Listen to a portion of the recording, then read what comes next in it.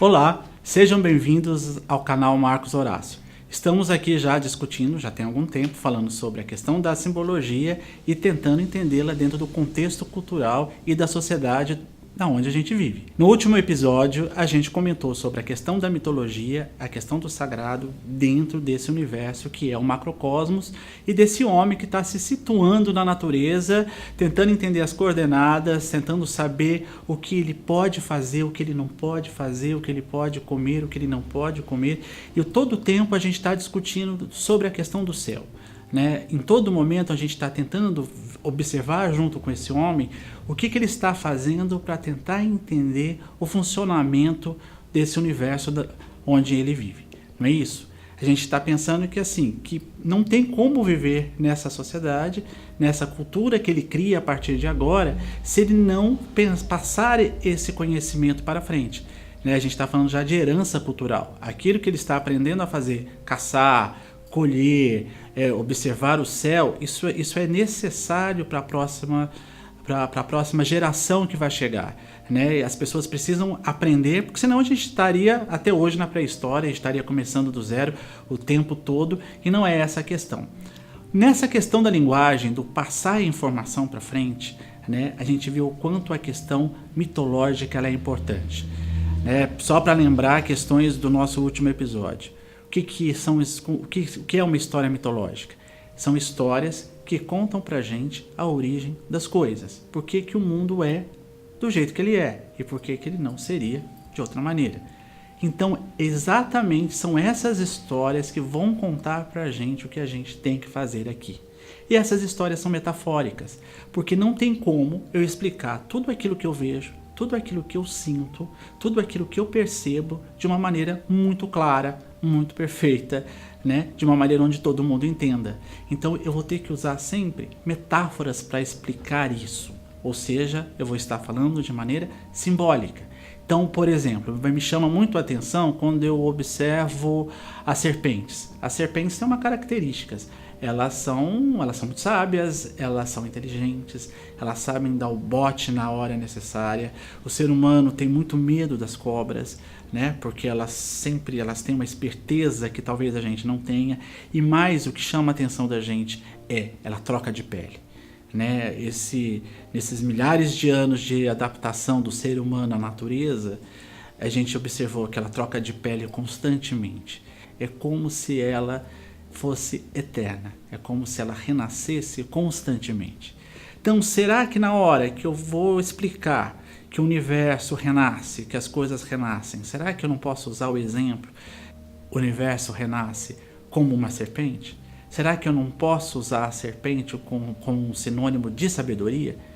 Vamos lembrar que lá no Gênesis, na Bíblia, quem tenta Eva, quem fala para Eva comer daquela árvore é exatamente a serpente. E que árvore que é aquela? É a árvore do conhecimento. A serpente é um bicho sábio, que falou para a mulher, para ela pegar o fruto da árvore do conhecimento. E era o único fruto que ela não poderia comer. Esse era o combinado da história. Mas por que não? Porque se você come a árvore do conhecimento, o fruto dela, você vai saber um pouco de como as coisas funcionam. Vamos combinar aqui que saber sobre como a vida funciona não é fácil. Se você lembrar da história, é exatamente quando começa a desgraça de Adão e a desgraça de Eva. Se a serpente vai tentar exatamente a mulher, porque ela está tentando aquela que desde a pré-história se diz que tem um sentido a mais. A mulher é aquele personagem, é aquele ser que não só maneja os 5 sentidos que todo ser humano tem, olfato, paladar, audição, tato, mas como ela consegue perceber, ela vai mais longe. A mulher tem um lado diferente que parece que o homem não tem. Ela tem um 6º sentido, ela vai mais. Então a serpente não vai no homem, ela vai na Eva. Ela vai naquela que tem a sabedoria também. Então o fruto que se come é o fruto do conhecimento. O que acontece a partir daí? A partir daí eles percebem que estão nus, a partir daí eles são expulsos do paraíso, a partir daí as mulheres começam a dar à luz e sentem a dor do parto, a partir daí começa uma série de desgraças ou de infortúnios ou de mal-estares que são exatamente ligados ao viver. E por que começa? Justamente porque você comeu a maçã. Mas não é a maçã, porque você comeu conhecimento. Tá vendo como a história ela é verdadeira? Olha como ela conta de uma maneira metafórica algo que a gente passa de verdade na vida.